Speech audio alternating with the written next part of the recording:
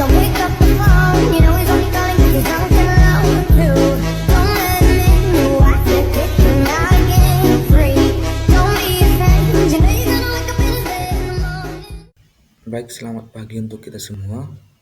Pada pertemuan kali ini saya akan membahas mengenai cara menentukan rumus sampel dalam penelitian dan juga variabel dalam penelitian. Video ini saya buat sebagai pemenuhan tugas mata kuliah statistik yang diampu oleh Ibu Pemarida Simbolon SKM MKes. Perkenalkan, nama saya Revandi Nantasinaga dengan NIM 112023 Dalam penentuan atau dalam penelitian, terdapat beberapa jenis rumus yang digunakan. Pertama itu adalah rumus Slovin, kedua Taro Yamane, tiga Isaac dan Mikhail, keempat cross-sectional, kelima case control, keenam cohort, ketujuh eksperimen, 8 Ross-Choi, 9 Cressy dan Morgan. Baik, yang pertama kita membahas mengenai rumus Slovin. Rumus Slovin adalah sebuah rumus atau formula untuk menghitung jumlah sampel minimal apabila perilaku dari sebuah populasi tidak diketahui secara pasti. Rumus ini diperkenalkan pertama kali oleh seorang ilmuwan matematis yang bernama Slovin pada tahun 1960.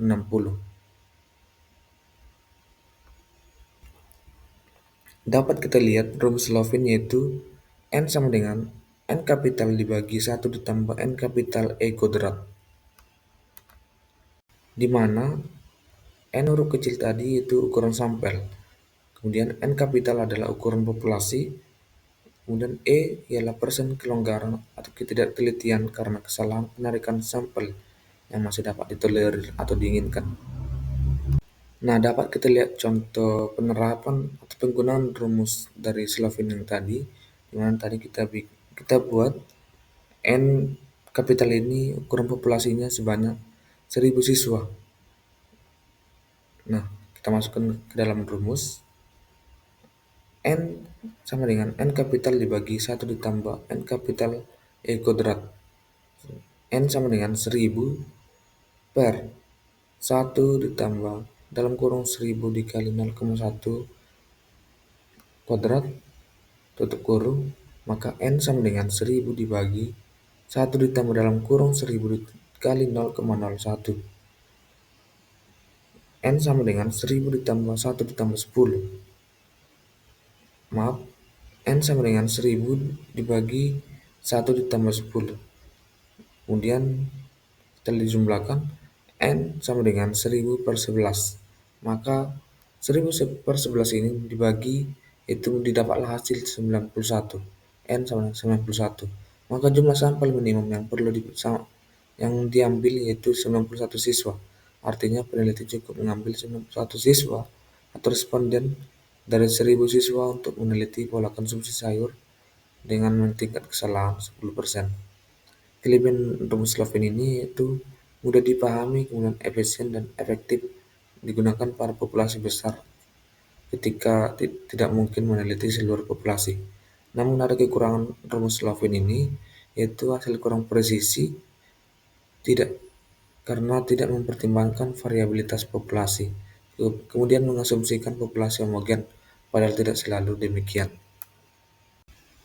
Kemudian masuk yang kedua, rumus Wibisono. Rumus ini digunakan bila populasi sangat besar atau tidak terbatas sehingga jumlah sampel tidak diketahui. Dalam penerapannya digunakan standar deviasi 0,25, tingkat presisi 5%, tingkat kepercayaan 95%, dan error estimasi kurang dari 0,05. Dengan kondisi ini, penentuan ukuran sampel dihitung menggunakan rumus Wibisono. Adapun rumus Wibisono tersebut itu dapat kita lihat N sama dengan dalam kurung Z alpha per 2 sigma per atau dibagi E tutup kurung kuadrat, di mana N yaitu jumlah sampel seluruhnya, Z kuadrat, Z yaitu skor standar, alpha ialah standar deviasi, sigma yaitu standar deviasi, E yaitu tingkat kesalahan. Berikut contoh soal penggunaan rumus Wibisono.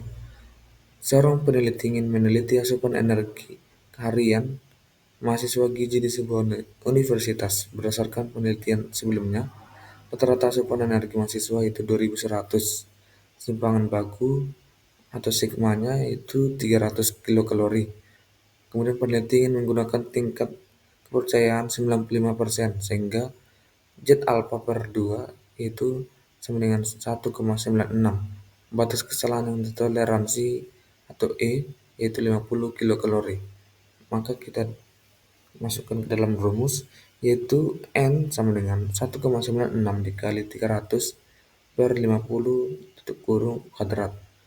Maka N yaitu 588 per 50 kuadrat, yaitu setelah dijumlahkan atau dibagikan, N sama dengan 11,76 kuadrat.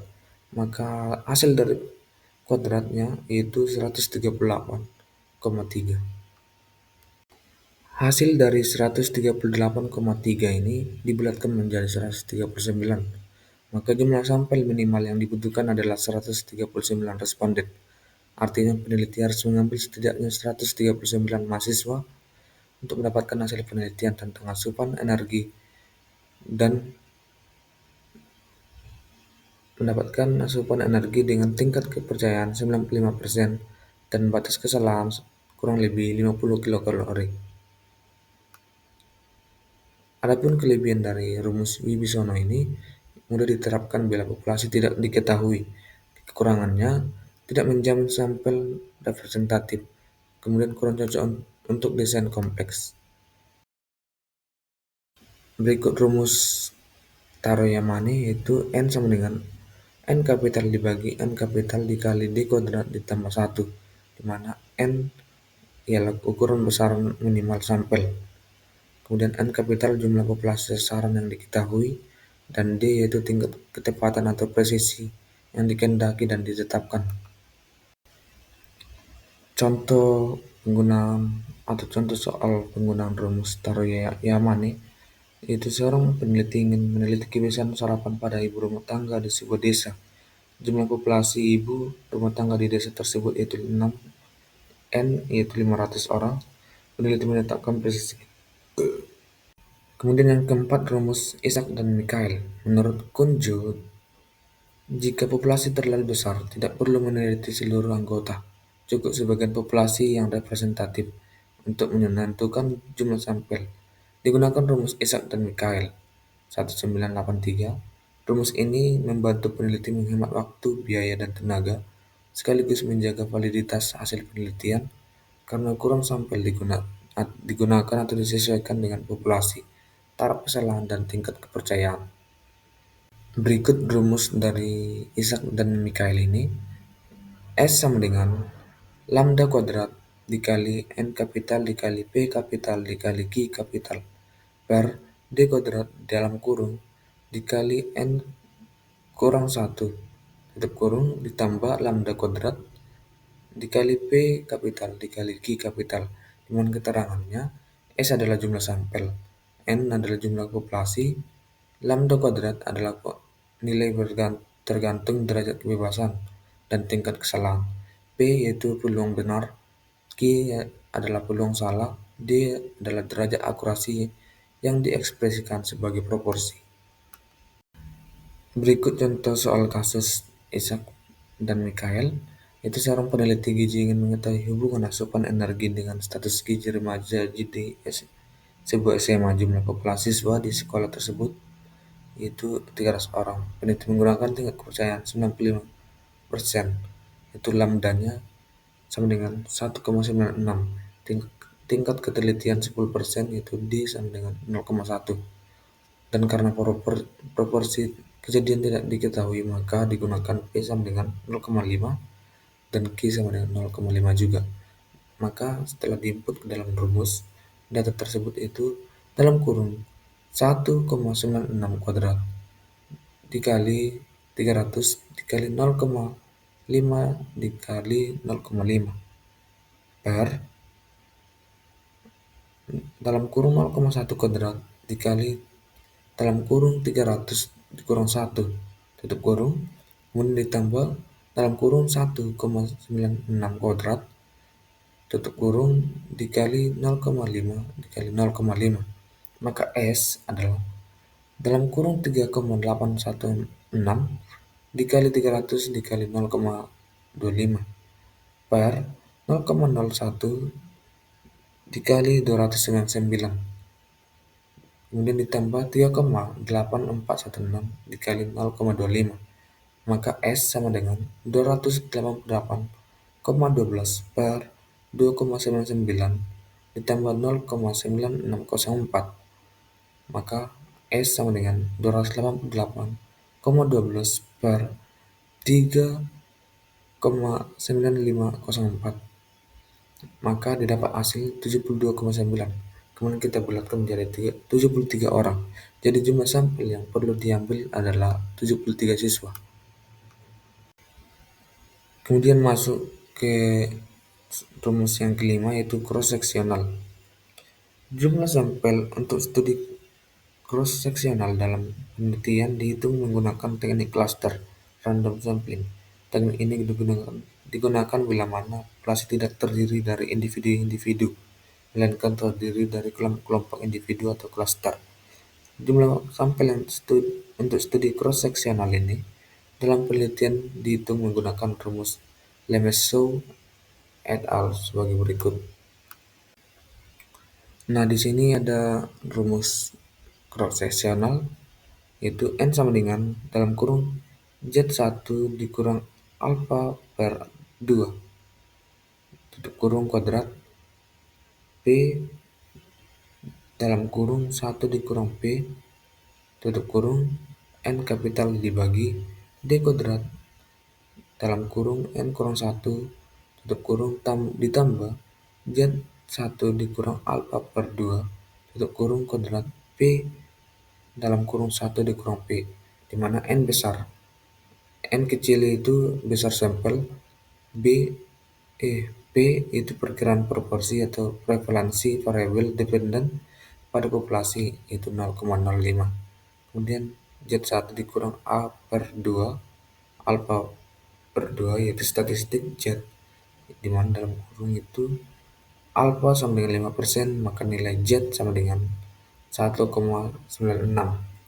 Kemudian delta presisi absolut yang diinginkan di kedua sisi proporsi, yaitu kurang lebih 50%. Kemudian N kapital yaitu jumlah populasi.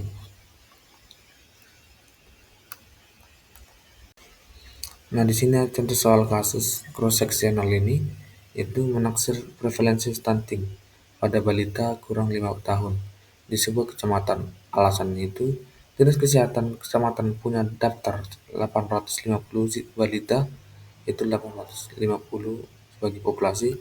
Kemudian survei pendahuluan atau rekam medis menunjukkan prevalensi stunting sekitar 30%, yaitu 0,30. Penelitian estimasi dengan tingkat kepercayaan 95%, itu Z sama dengan 1,96 dan margin of error kurang lebih 5%, dan atau D delta sama dengan 0,05. Karena kemungkinan keluarga tidak merespon atau data tidak lengkap akan disiapkan cadangan non-respon 15%. Nah, di sini ada penyelesaiannya, di mana kita pertama menghitung Z kuadrat dikali P dalam kurung 1 kurang P tutup kurung. Nah, 3,8416 dikali 0,21 sama dengan 0,80736. Kemudian yang kedua pembilang 0,806736 dikali N, yaitu 0,806736 dikali 850. Setelah dihitung, kita menghitung 0,806736 dikali 850 sama dengan 0,806736 dikali dalam kurung 1000 kurang 150 tutup kurung, maka 0,0806736 dikali 1000 maka didapat 806,736. Kemudian 0,86736 dikali 150 didapat hasil 121,0. Kemudian 806,736 dikurang 121,0104 sama dengan 685,7256. Jadi pembilang yaitu 0685,7256. Kemudian penyebutnya sesuai rumus tadi, delta kuadrat sama dengan dalam kurung n kapital dikurang 1 sama dengan 0,00025 dikali 849. Maka 0,0025 dikali 849 sama dengan 0,0025 dikali dalam kurung 800 tambah 49. Maka 0,0025 dikali 800 yaitu 2,0. Kemudian 0,00025 dikali 49 yaitu 0,1225. Lalu jumlahnya itu 2,0 ditambah 0,1225 sama dengan 2,1225. Tambah komponen itu Z kuadrat P dalam kurung 1 kurang P sama dengan 0,806736.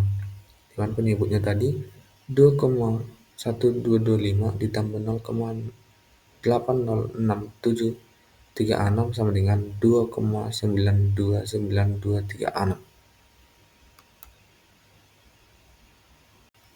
Maka kita hitung nilai N. Maka N sama dengan 685,7256 per 2,92936. Maka didapat hasil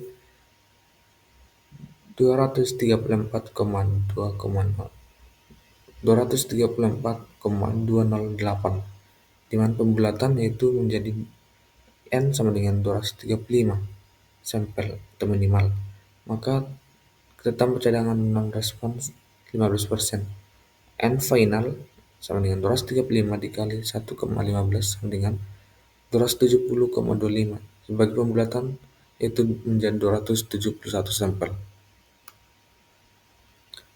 Adapun kelebihan dari cross-sectional ini berdasarkan prevalensi cocok untuk survei populasi, mengandung margin error dan tingkat kepercayaan yang jelas. Kekurangannya bergantung pada estimasi prevalensi yang bisa tidak akurat, kemudian asumsi independensi antar responden sering tidak terpenuhi. Kemudian masuk ke contoh yang keenam yaitu case control. Rumus ini digunakan untuk menentukan besar sampel pada penelitian case control, baik kelompok kasus maupun kontrol. Perbandingan sampel yang tidak selalu 1:1, bisa juga 1:2 atau 1:3 untuk hasil yang lebih baik.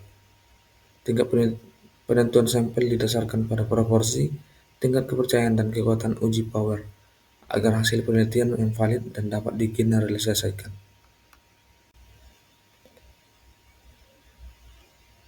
Nah, di sini ada contoh soal atau contoh rumus case control ini, di mana keterangannya N1 sama dengan N2 sama dengan besar sampel minimum Z1 dikurang alpha per 2 sama dengan nilai distribusi normal baku tabel Z pada alpha tertentu.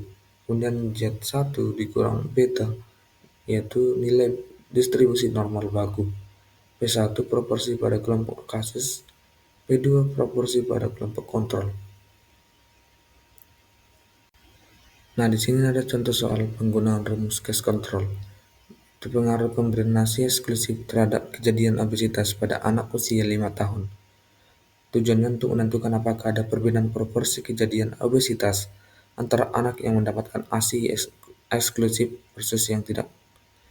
Asumsinya itu proporsi obesitas pada anak yang tidak mendapatkan nasi eksklusif P kurang P2 itu 0,25. Proporsi obesitas pada anak yang mendapatkan nasi eksklusif itu P1 sama dengan 0,15.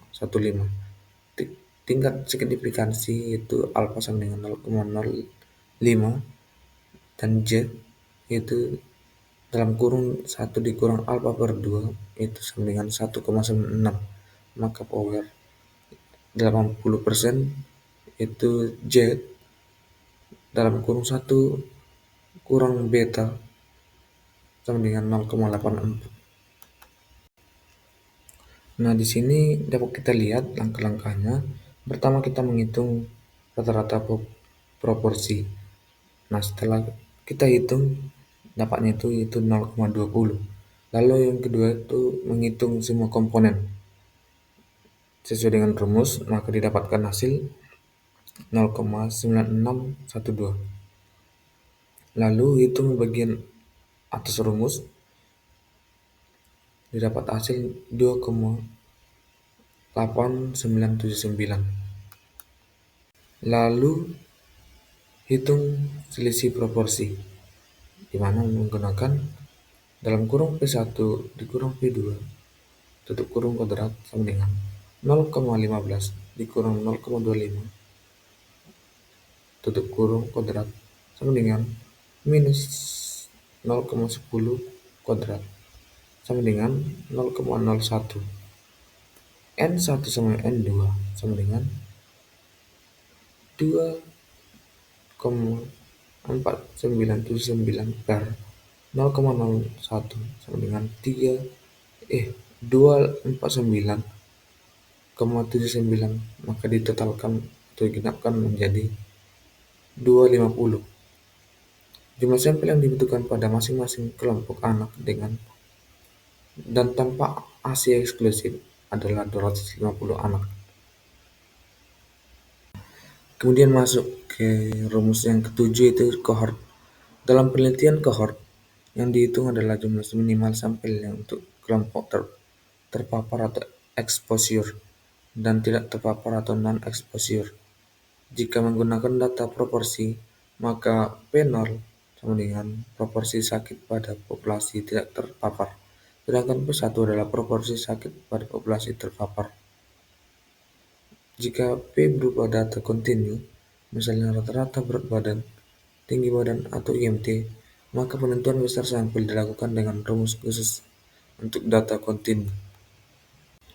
Nah, di sini ada contoh rumus skor itu, yaitu N sama dengan 2 dalam kurung Z1 dikurang alfa per 2 ditambah Z1 dikurang beta tutup kurung kuadrat sigma kuadrat per U1 dikurang U2 tutup kurung kuadrat, di mana keterangan rumusnya itu N sama dengan jumlah sampel tiap kelompok Z1 kurang A kuadrat atau alfa kuadrat per kuadrat,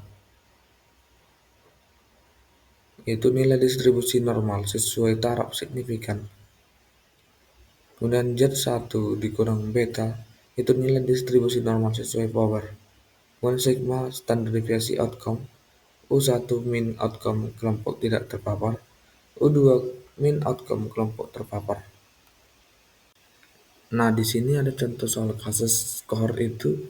Seorang peneliti ingin meneliti pengaruh konsumsi susu tinggi protein terhadap peningkatan berat badan anak dengan gizi kurang selama 3 bulan. Rata-rata kenaikan berat badan pada kelompok kontrol yaitu 1,5 kg, sedangkan pada kelompok intervensi diperkirakan 2,5 kg. Simpangan baku untuk kedua kelompok adalah 1,2 kg. Penelitian dirancang dengan tingkat signifikansi 5% dan power 80%. Nah, yang pertama itu kita hitung selisih rata-rata.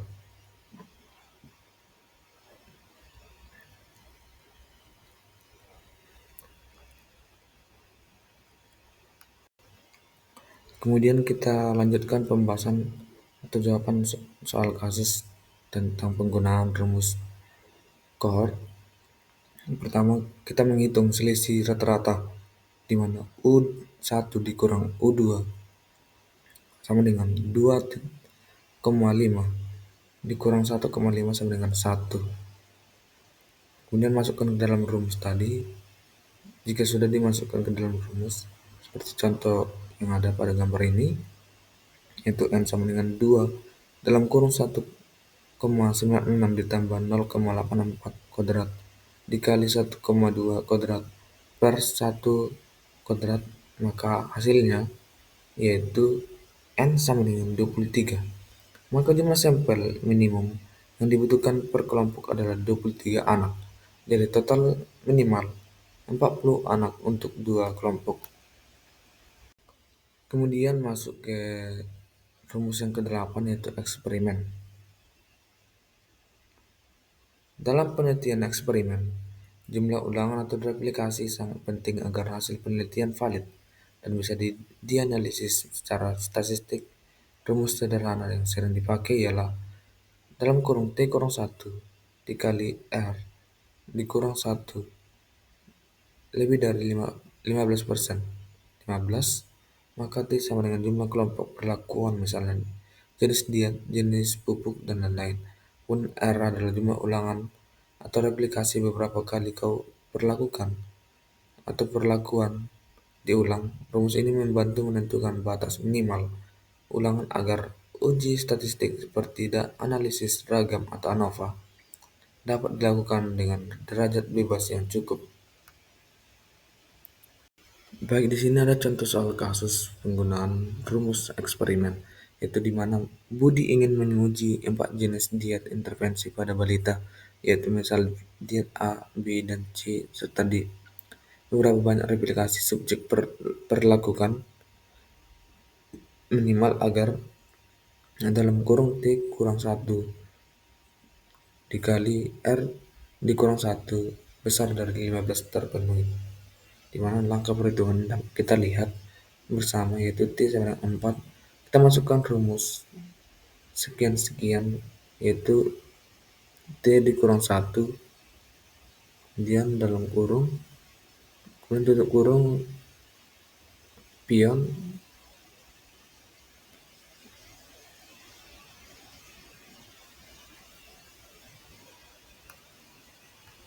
lalu di sini ada contoh rumus yang ke-9 yaitu Gay dan Diel.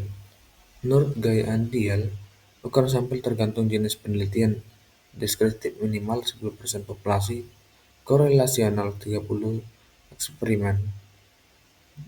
Korelasionalnya itu 30 subjek dan kasual perbandingan 30 per kelompok dan eksperimen 15 per kelompok.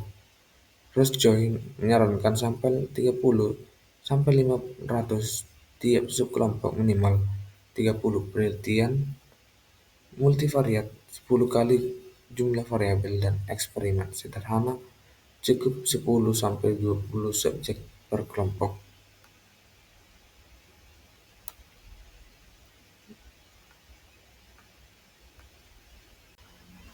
Adapun beberapa kelebihan dan kelemahan dari contoh rumus G dan DL.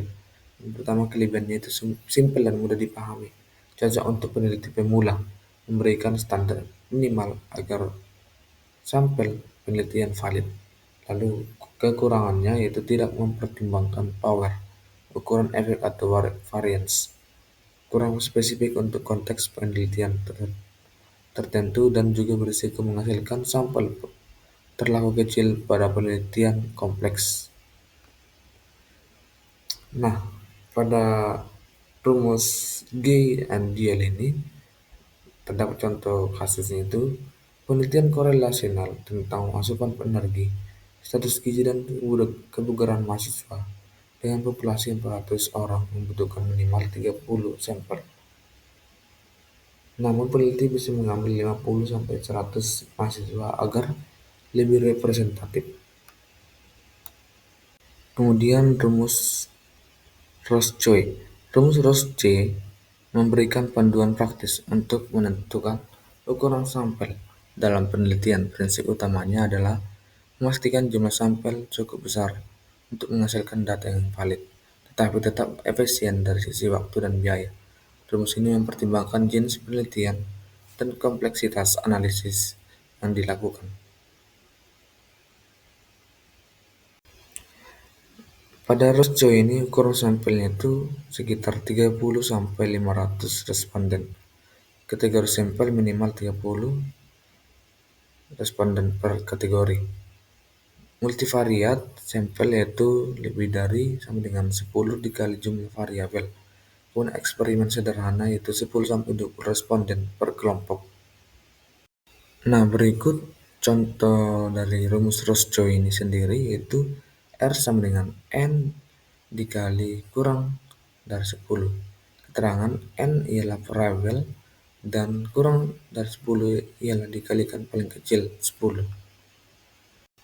Contoh soal penyelesaian penggunaan rumus Roscoe ini itu Andi ingin memodelkan perubahan berat badan setelah intervensi gizi menggunakan 6 bulan, 6 prediktor yaitu umur, jenis kelamin, asupan energi, asupan protein, kepatuhan intervensi, dan status gizi awal BB berapa minimal sampel menurut aturan Roscoe. Itu dengan keterangan jumlah variabel atau prediktor yaitu sebanyak 6. Roscoe aturan 10 kali, jumlah observasi minimal 10 jumlah variabel. Kemudian R sama dengan 6 dikali kurang dari 10. R sama dengan 6 dikali 10 ditambah 60. Jadi minimal N sama dengan 60 subjek untuk model regresi ini menurut aturan 10.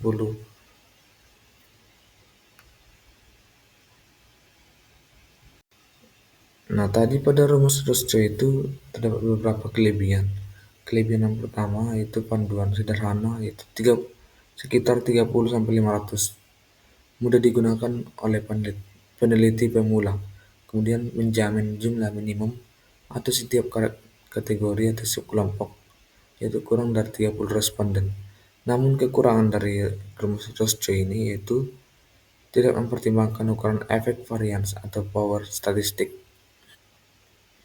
Lalu masuk ke rumus yang 11 yaitu Kresge dan Morgan. Sampel adalah bagian populasi yang mewakili populasi penelitian. Besar sampel ditentukan menggunakan tabel Kresge dan Morgan sesuai jumlah populasi.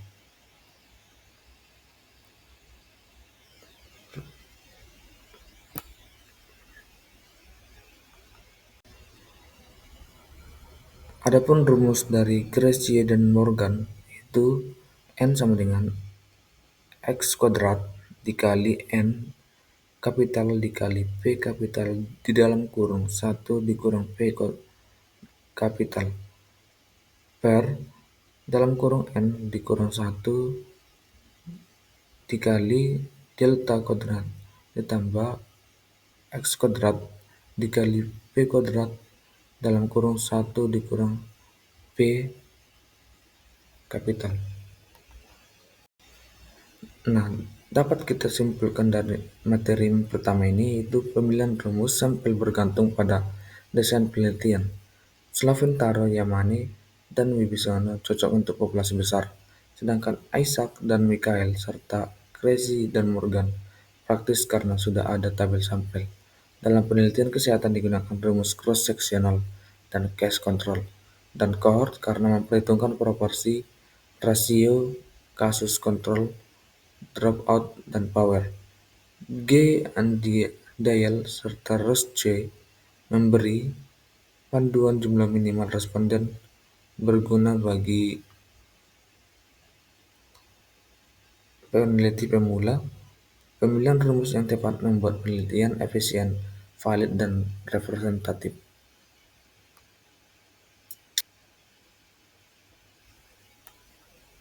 Nah, saatnya kita masuk ke soal kasus. Soal kasus yang pertama itu, seorang peneliti gizi masyarakat di Kecamatan X ingin menilai pola konsumsi sayur harian pada remaja. Jumlah populasi remaja di kecamatan tersebut. Baik, kita masuk pembahasan soal kasus yang pertama tadi.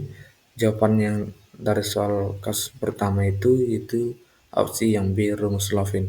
di mana rumus Slovin digunakan jika populasi diketahui dengan jelas, tetapi karakteristiknya belum spesifik, serta ingin menentukan ukuran sampel minimal dengan margin of error tertentu.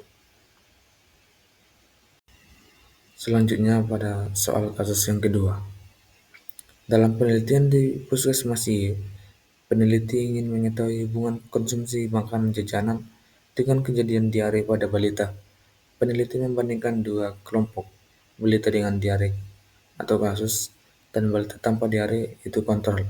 Untuk memastikan kekuatan uji statistik cukup, peneliti perlu menentukan besar sampel minimal per kelompok berdasarkan proporsi paparan dan odds ratio yang diharapkan. Rumus mana yang paling sesuai digunakan peneliti tersebut? Itu opsi A rumus cohort, B rumus cross-sectional, C rumus case control, D rumus Isaac dan Michael, E rumus Ross-Choi. Baik, pembahasan soal kasus kedua tadi itu jawabannya yaitu opsi yang C rumus case control, di mana rumus ini dipakai untuk penelitian dengan rancangan kasus kontrol, di mana ukuran sampel ditentukan berdasarkan proporsi paparan pada kasus dan kontrol serta odds ratio yang diharapkan. Lalu masuk ke soal kasus yang ketiga. Seorang mahasiswa gizi ingin meneliti tingkat pengetahuan gizi ibu hamil tentang tablet FE di sebuah desa dengan populasi 420 ibu hamil. Peneliti menggunakan tingkat kepercayaan 95% dan margin of error 5%. Karena jumlah populasi diketahui, ia memutuskan memakai rumus atau tabel yang sudah tersedia agar lebih praktis dalam menentukan jumlah sampel. Metode apa yang paling sesuai digunakan kasus ini? Opsi A, rumus G and Hell, B, rumus Crazy dan Morgan, C, rumus Wibisono, D, rumus cohort, E, rumus eksperimen. Maka pembahasan soal kasus yang ketiga tadi jawabannya itu yang B, rumus Crazy dan Morgan. Penjelasannya, rumus atau tabel Crazy dan Morgan digunakan jika jumlah populasi diketahui dengan asumsi margin error kurang lebih 50%. Selanjutnya kita masuk ke materi yang kedua yaitu variabel penelitian. Pada penelitian terdapat beberapa variabel. Yang pertama itu kita membahas mengenai variabel independen. Variabel independen merupakan variabel bebas sebab stimulus, prediktor, antecedent. Variabel bebas adalah kemudian yang kedua itu variabel dependen. Variabel dependen adalah variabel terikat, merupakan variabel yang dipengaruhi atau yang menjadi akibat karena adanya variabel bebas. Variabel ini disebut variabel terikat karena variabel yang dipengaruhi oleh variabel independen atau bebas. Variabel dependen ini disebut juga sebagai variabel output, kriteria, dan konsekuen. Dalam bahasa Indonesia sering disebut sebagai variabel terikat. Variabel terikat merupakan variabel yang dipengaruhi atau yang menjadi akibat karena adanya variabel bebas. Misalnya jika variabel terikatnya adalah prestasi belajar, maka variabel bebasnya dapat berupa motivasi mengajar. Di samping metode mengajar, masih banyak variabel yang lain yang mempengaruhi prestasi belajar.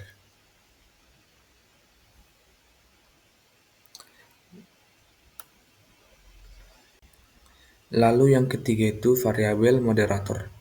Variabel moderator dapat berubah atau merubah nilai hubungan dari positif ke negatif atau sebaliknya. Variabel moderator merupakan variabel yang mempengaruhi atau memperkuat atau memperlemah hubungan antara variabel independen dengan dependen. Variabel ini sering disebut sebagai variabel independen kedua.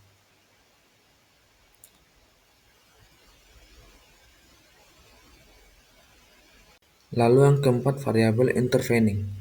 Variabel intervening merupakan variabel penyela atau antara yang terletak di antara variabel bebas dan terikat, sehingga variabel bebas tidak langsung mempengaruhi berubahnya atau timbulnya variabel terikat. Variabel intervening atau antara merupakan variabel yang menghubungkan antara variabel independen dengan variabel independen yang dapat memperkuat atau memperlemah hubungan, namun tidak dapat diamati atau diukur.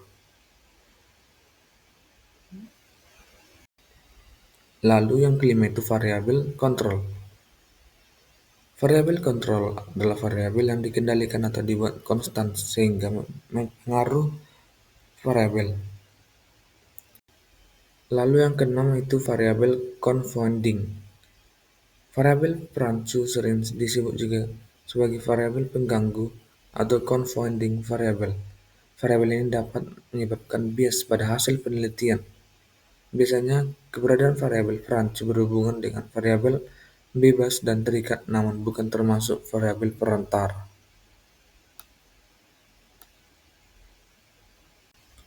Adapun contoh variabel independen, yaitu judul penelitian, hubungan pola konsumsi sayur dan buah dengan status gizi anak sekolah dasar di SD Negeri 33, Patalasang, Kabupaten Sinjai. Pola konsumsi sayur dan buah itu termasuk independen, di mana pola konsumsi sayur dan buah merupakan suatu kebiasaan konsumsi makan dan dimiliki seseorang yang dipengaruhi oleh berbagai faktor. Lalu contoh variabel dependen, judul penelitian, hubungan pola konsumsi sayur dan buah dengan status gizi anak sekolah dasar di SD Negeri 33 Patalasang, Kabupaten Sinjai. Pola konsumsi sayur dan buah itu termasuk dalam independen, variabel independen. Lalu status gizi termasuk dependen, di mana suatu keadaan tubuh yang disebabkan oleh keseimbangan antara intake dan kebutuhan nutrien sebagai akibat konsumsi makanan dan penggunaan zat gizi. Maka oleh sebab itu termasuk ke dalam penjelasan dependen. Kemudian contoh variabel moderator. Lalu contoh variabel intervening dengan judul penelitian pengaruh pola asuh ibu dan pola konsumsi pangan terhadap status gizi anak usia balita di wilayah kerja Puskesmas Waikilibang, Kecamatan Tanjung Bunga, Kabupaten Flores Timur. Pola asuh ibu itu termasuk ke dalam variabel independen. Pola konsumsi pangan termasuk variabel intervening. Status gizi termasuk variabel dependen. Variabel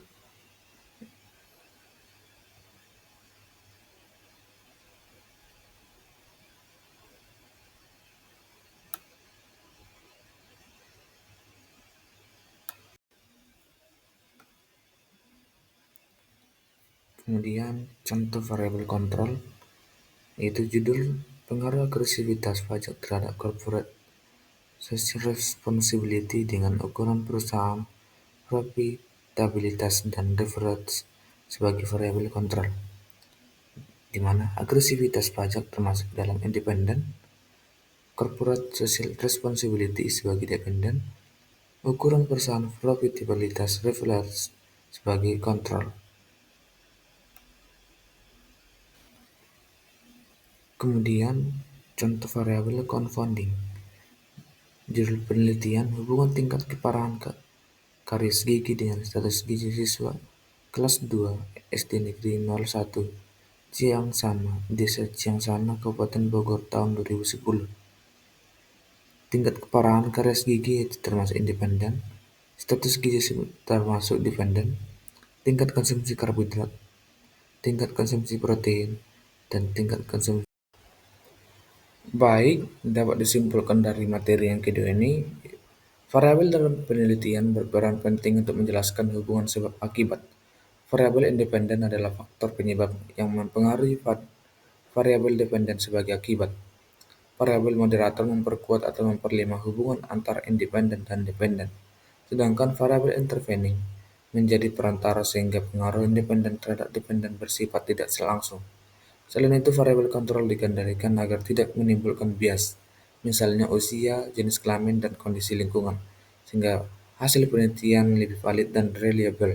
Pemahaman semua jenis variabel ini membuat penelitian lebih terarah, terukur, dan menghasilkan kontribusi ilmiah yang nyata.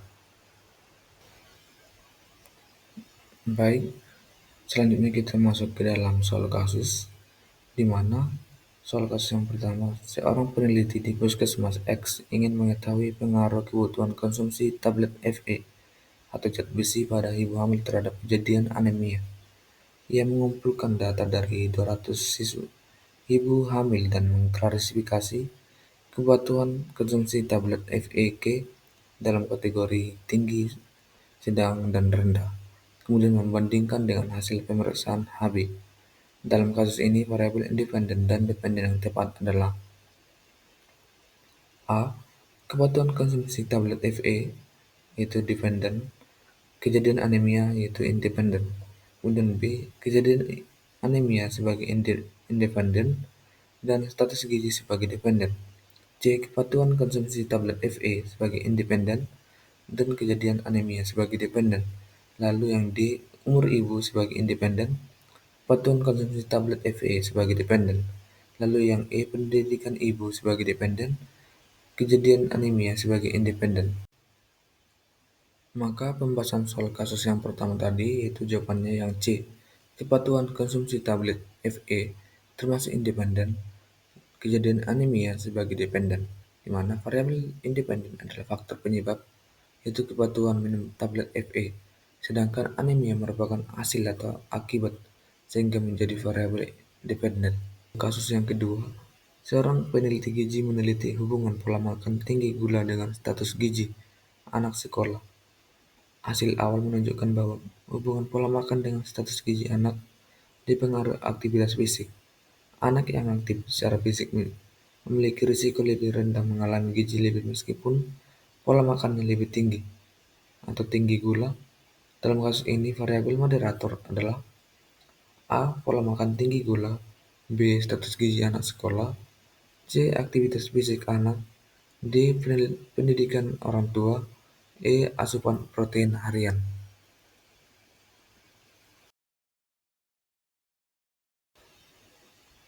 Pembahasan soal kasus yang kedua tadi, jawabannya yang opsi C. Aktivitas fisik anak. Variabel moderator memperkuat atau memperlemah hubungan antara variabel independen, yaitu pola makan tinggi gula, dan dependen, status gizi anak. Lalu masuk ke soal kasus yang ketiga. Seorang peneliti meneliti hubungan pola asuh ibu terhadap status gizi balita. Analisis menunjukkan bahwa pengaruh pola asuh ibu terhadap status gizi tidak langsung melainkan melalui pola konsumsi pangan balita. Namun ditemukan juga bahwa pendapatan keluarga mempengaruhi baik pola konsumsi maupun status gizi, sehingga bisa menimbulkan bias.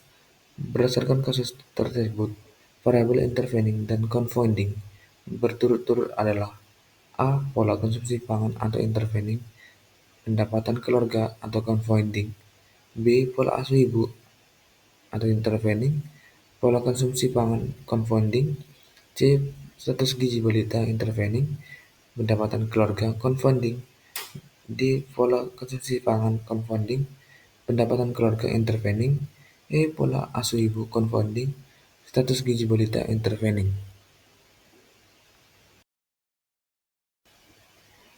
Maka pembahasan soal kasus yang ketiga yaitu jawabannya yang A. Opsi A. Pola konsumsi pangan atau intervening, pendapatan keluarga atau confounding, di mana pola konsumsi pangan menjadi jembatan atau intervening yang menyalurkan pengaruh pola asuh ibu terhadap status gizi. Pendapatan keluarga adalah variabel luar yang bisa mempengaruhi hubungan tersebut sehingga menjadi confounding.